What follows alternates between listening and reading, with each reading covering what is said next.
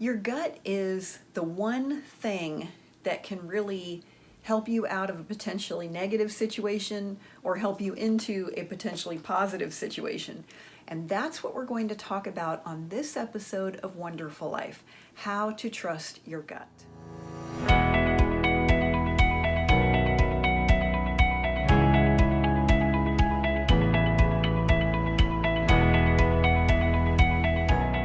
I'm Mary Dittman. I'm an award-winning business professor on the collegiate level and the creator of College on Fleek and One-Derful Life. One-Derful Life is my way of describing how it feels when you've made peace with being single. I know there are lots of women out there who will say, I don't want a man, I'm happy single, but I'm not one of them. I've always wanted to be married and have a family, but I'm well over 40 and that hasn't happened for me. And for a long time, that was really a source of sadness for me because part of my definition of a fulfilled life includes being a wife and a mother. But I got to the point where I said, look, the singleness isn't changing and it may not change. And I just want to enjoy my life. I just want to be happy. And that's what One-Derful Life is about. It's not about getting you to a place where you don't want a man, because I want a man.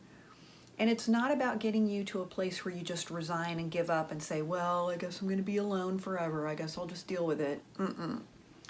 One-Derful Life is about helping you create a life that you are happy with and you're content with, because that happiness and contentment is what will attract your Mr. Right. But if he never shows up, girl, you're happy anyway. The TV show Scandal that was on for several years starring Kerry Washington. Kerry Washington played Olivia Pope, who was the lead character. And one of the things that Olivia always said was, I trust my gut because it's always right. And when her character started to really get into trouble, it was usually because she had stopped listening to her gut. Now, everyone has intuition, okay? Men have it, women have it. The thing with women is that frequently we can access our intuition more quickly, but the problem is that women are much more likely to talk ourselves out of what we're feeling in our intuition because we think we're being mean. So a lot of times, if a man meets someone and he might just say, like, I don't like him. I don't know, I just don't like him. And you might ask me, well, why? I don't know, I just don't like him. But a woman, if we meet someone and we're like, I just don't like that person, then we're like, oh, what's wrong with me? There's a line in the movie Girl with the Dragon Tattoo, and it's something along the lines of, people are more worried about offending a stranger than they are about their own safety. And that is true. A lot of times as women, we won't say no, or we won't run, we won't get out of a situation where we have a bad feeling because we think like, well, I'm probably just being paranoid. I don't want to seem like I'm being disrespectful or I don't trust that person. But the truth is, your gut is giving you signals that are designed to help you and protect you. Now, in a spiritual realm, a lot of times people say, well, that's your higher self, or that's the Holy Spirit guiding you.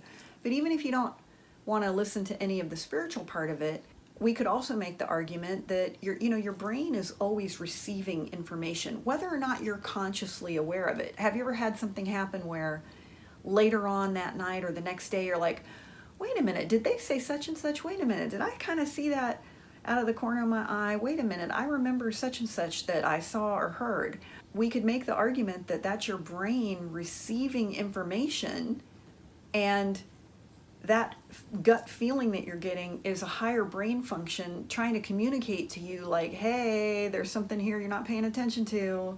One time I was doing some marketing consulting work for a client, and we were working with a partner business in town. This partner business is owned by a very successful, very reputable businesswoman. Everyone knows her. I know her, I like her, I respect her very much. She's an above board, honest person, very high profile. She runs a very successful business, and she wanted to start a magazine that would help her clients in town. And as part of this internal magazine that she would produce, she was going to some partners in town and asking them to purchase advertising. So my client, we wanted to advertise in this magazine. My client's policy was, if we're ever going to advertise in a magazine, we want the best placement we can get, which is usually the back cover, and that's usually the most expensive. So when this businesswoman called and said, would you be interested? We said, only if we can get the back cover. She said, we can do that. So now we already know it's going to be more money. So anyway, she hired an agency to come in, that they specialized in like magazines and newsletters, which is very common. I've worked with these agencies before, because if you're not a publication company, that's not your core competency. So it wouldn't make sense for her to try to figure out how to produce a magazine, because that wasn't her jam. So she was smart to go out and find a company that this is what they do. They produce corporate magazines and corporate newsletters. The guy who was the representative, the owner of the magazine company, he came in to call on me. I was the marketing contact for my client.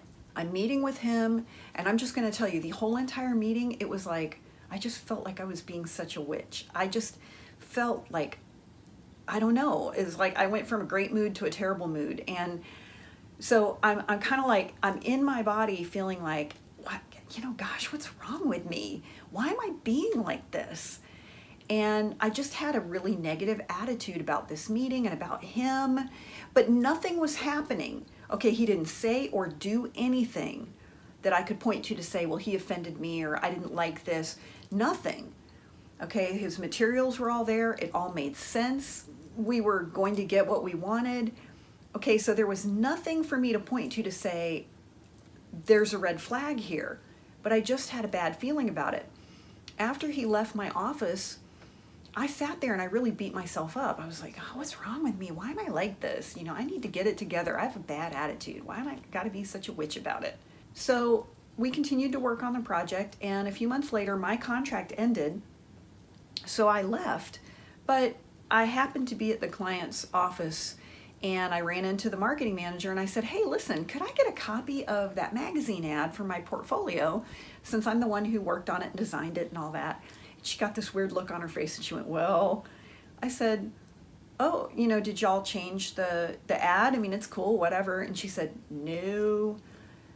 Turns out the guy was a huge fraud, and he absconded with our money, the businesswoman's money, everybody's money.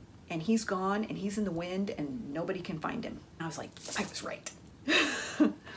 And I knew it. Like, I knew there was something wrong, but I didn't trust myself.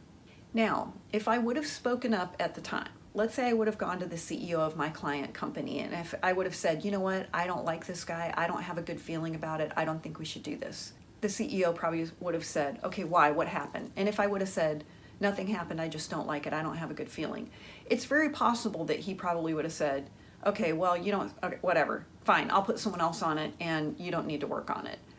Maybe he would have even fired me on the spot. But at least then I could have said, like, I told you, this wasn't a good deal. Or he might have said, you know what, Mary, that's good enough for me, and if you don't like it, we're not going to do it. You don't need to give me any more of a reason, and I would have saved them thousands of dollars. And what I have learned is that, especially when you don't have a logical reason why something doesn't feel right, you need to listen to it. That's even more important. And when I look back on my past relationships where I got red flags and I just thought, oh, I'm being picky, oh, I'm being judgmental, oh, I'm focusing on the wrong things, that's how you end up being a red flag collector. Now, you do have to be aware of, is this a case of, like, I just don't like this person's personality? Or is it a case where you just are really tuned in, like, something about this isn't right. I don't feel peaceful about it. I don't feel okay about this. And you've got to learn to trust that. Are you going to be wrong sometimes? Yeah. But let's say, for example, you're in the grocery store parking lot and someone walks up to you and you don't know this person and you just get a weird vibe, like, I don't like this. Okay, and maybe the person even says, hey man, do you have some change? And maybe you're just like, I don't like this. Like, it's not the typical someone just saying like, hey, do you have some change? Can you help me out? but you get that feeling of like, oh, I don't like this, it feels bad, it feels creepy. Okay, let's say that you give in to that temptation of, well, I don't want to be like that, I don't want to be, okay, and you do that and you're wrong. And this person pushes you into your car. Okay, that's bad. Let's say person comes up to you, you get a bad feeling, and you're like, no, and you just jump in your car, lock the doors, and like drive away, and you feel like I was really rude and unkind. Okay, and let's say you're wrong. Okay, you're wrong, and that person didn't mean you any harm. But what's the worst case scenario there?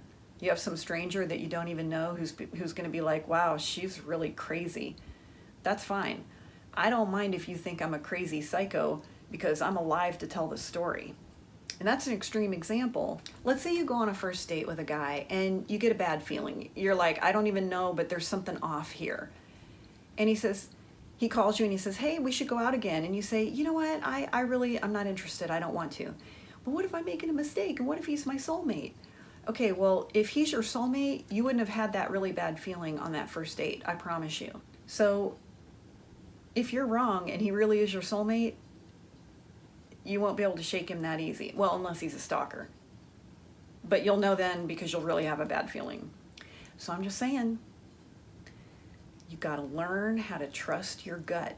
We have intuition to help us. And I'll tell you that every single time that I did not follow my intuition, I ended up with a lot of trouble and frequently a broken heart. And then that takes a lot of time to get over. In fact, if you're struggling with a broken heart, you might want to take a look at our ABCs of Healing. It's a free video where I show you how to get over heartbreak so that you can move on and start enjoying your life again. And you can get that at bit.ly/ABCs of Healing. It's totally free. You'll have it immediately. One-Derful Life is a dialogue, not a monologue. And I want to hear from you. What do you think? Do you follow your gut? Put that in the comments and let us know. You can always connect with us at wonderfullife.com. We post a new blog there every Friday. You may want to join our newsletter list.